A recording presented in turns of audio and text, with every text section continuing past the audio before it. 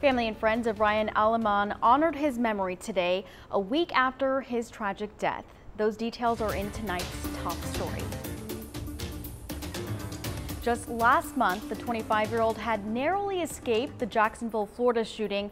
However, he sadly lost his life in a car accident last Sunday. Aleman loved to play flag football. He actually played with the local team in Robstown. And to honor him, his friends put on a tournament in his memory. He always just talked about football. He loved the Cowboys. He was true to our team. He was true to the sport, to our flag football community.